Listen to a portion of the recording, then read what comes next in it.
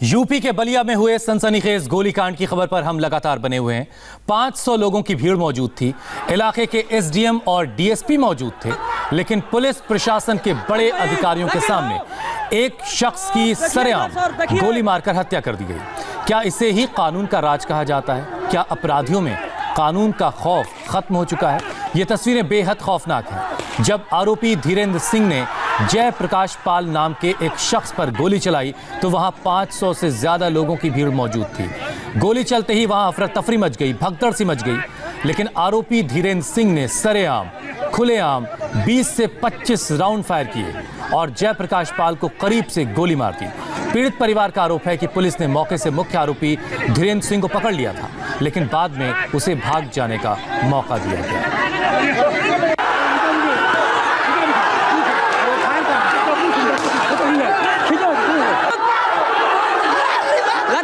लगिल हो साहब, देखिए इधर सर, देखिए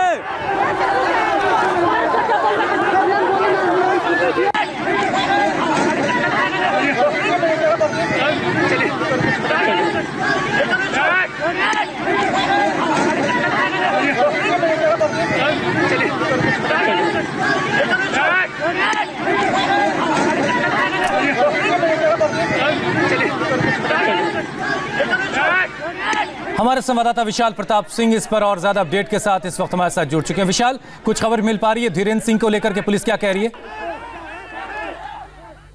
देखिए हुसैन, हमारी लगातार अफसरों से बातचीत हो रही है, बलिया में बातचीत हो रही है, लखनऊ में सीनियर अफसरों से बातचीत हो रही है।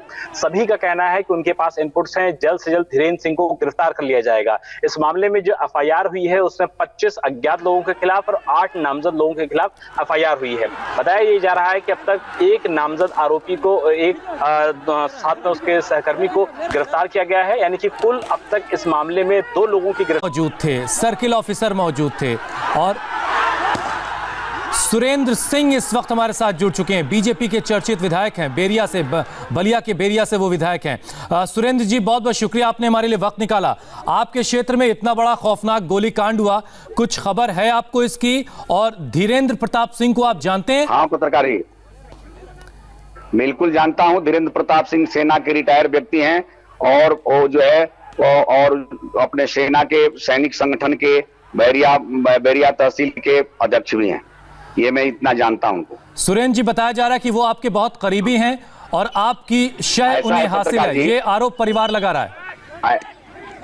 ऐसा है पत्रकार जी, अब दुनिया में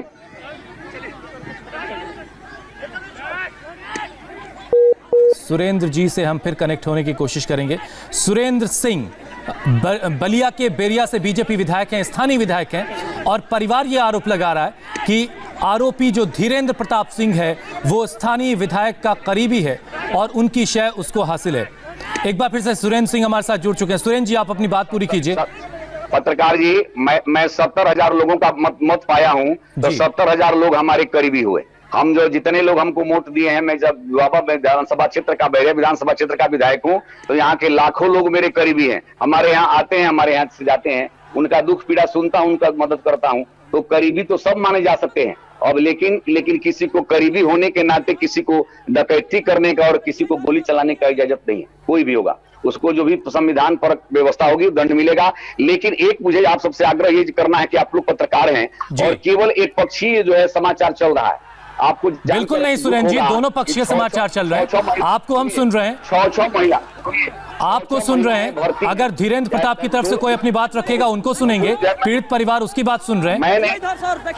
मैं नहीं जानता हूं कि किसके परिवार के लोग हैं, लेकिन हॉस्पिटल में 2 लोग चोटिल होकर के भर्ती हैं। एक आदमी बनारस रिफर हो चुका है, 3 महिलाएं चोटिल हैं।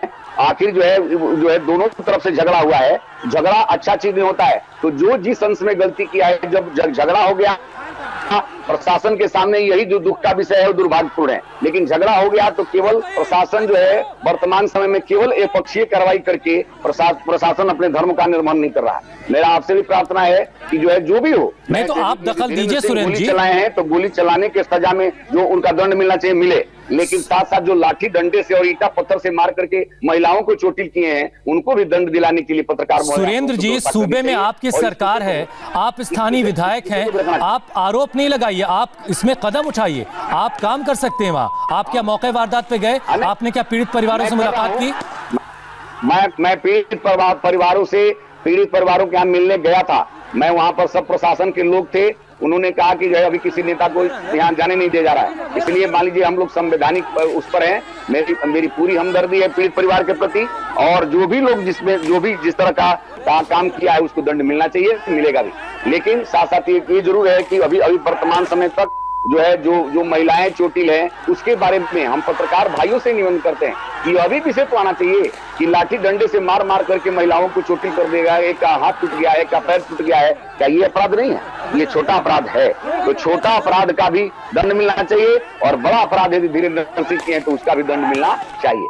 ठीक है, आप स्थानीय विधायक है सुरेंद्र जी, आपकी बात इसमें जो है आप लोग सहयोग करिए। जी, आप स्थानीय विधायक हैं सुरेंद्र जी, आपकी बात बहुत अहमियत रखती है। परिवार ये आरोप लगा रहा सुरेंद्र जी जयप्रकाश का, जिनकी हत्या कर दी गई, कि पुलिस ने आरोपी धीरेन्द्र सिंह को पकड़ लिया था, और वो तस्वीरें में हम दिखा रहे हैं, पुलिस की गिरफ्त में है आरोपी, और उसे बाद में छोड़ दिया गया। ये किसकी शय थी, और आखिर वो धीरेन्द्र सिंह जो है वो इतना ताकतवर कैसे है कि पुलिस की गिरफ्त में आने के बावजूद उसे छोड़ दिया गया? ऐसा देखिए, पत्रकार थी क्या निश्चित थी मैं क्या बता सकता हूं, लेकिन मैं ये जरूर कहूंगा कि जिस अंश में जो दिखता है वो दोनों निंदनीय है, उसकी मैं निंदा करता हूं, और दोनों लोगों को दंड मिलना चाहिए जो जिस अंश में अपराध किया है। बस, धन्यवाद। सुरेंद्र जी जरा सुनिए तो सुरेंद्र सिंह बलिया के स्थानीय विधायक, जहां पर यह गोलीकांड हुआ है, बहुत ज्यादा सवालों के जवाब वो देने से कतरा रहे थे, और आखिरकार उन्होंने अपना आईपी निकाल दिया और वो जा चुके हैं, और इसके आगे वो अब सवालों के जवाब देना नहीं चाहते हैं। विशाल प्रताप सिंह भी हमारे साथ हैं, हम उनसे भी सवालों के जवाब लेंगे कि आखिर सुरेंद्र सिंह जो वहाँ के स्थानीय विधायक हैं, उनसे जो करीबी होने का आरोपी पर जो धीरेन्द्र है, जो आरोपी है, उससे बहुत करीबी हैं वहाँ के स्थानीय विधायक का ऐसा आरोप लग रहा है। हालांकि वो इनकार कर रहे हैं, वो कह रहे हैं कि हमारे कार्यक्रम में बहुत सारे लोग आते हैं, लाखों लोग आते हैं, और सबसे वो मिलते जुलते हैं, लेकिन बहुत सारी ऐसी तस्वीरें हैं जो ये बता रही कि आरोपी धीरेन्द्र प्रताप सिंह स्थानीय विधायक का बहुत करीबी है, और उनके हर एक छोटे बड़े कार्यक्रम में वो शामिल होता था। अगर वो उनका करीबी नहीं है तो आरोपी धीरेन्द्र प्रताप सिंह को किसकी शय हासिल है, किसकी शय पर उसने इतने बड़े जघन्य अपराध को अंजाम दिया, और इतनी ताकत आखिर उसे कैसे मिली कि वो इतने बड़े पुलिस प्रशासनिक अमले के बीच से निकलकर फरार हो गया, और पिछले 20 घंटे से वो गायब है, पुलिस अब तक उसे तलाश नहीं कर पाई है। तो बलिया गोलीकांड में मृतक के शव का पोस्टमार्टम हो चुका है, और गांव लाया जा रहा है अब जयप्रकाश का शव, जिनकी हत्या की गई है। विशाल प्रताप सिंह हमारे संवाददाता इस वक्त हमारे साथ मौजूद हैं। विशाल, आपके पास कोई अपडेट? देखिए, हमारी जो जानकारी है उसके मुताबिक शव का पोस्टमार्टम किया जा चुका है, और बात बताया जा रहा है कि इस समय गांव में बड़ी संख्या में पुलिस बल को तैनात किया गया है, पीएससी बल को तैनात किया गया है। डीआईजी आजम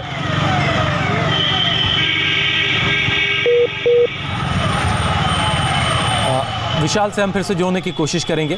तो जयप्रकाश जिनकी हत्या की गई है, उनका पोस्टमार्टम हो चुका है, और अब उनका शव गांव ले जाया जा रहा है। जैसा कि विशाल बता रहे हैं कि गांव में माहौल थोड़ा ख़राब हो सकता है, क्योंकि जयप्रकाश सिंह की हत्या की गई है, इसलिए सुरक्षा का भी पुख्ता इंतज़ाम गांव में किया गया है। एक छोटा सा ब्रेक हमें लेना है, हम फ़ौरन लौटेंगे कुछ और अपडेट के साथ।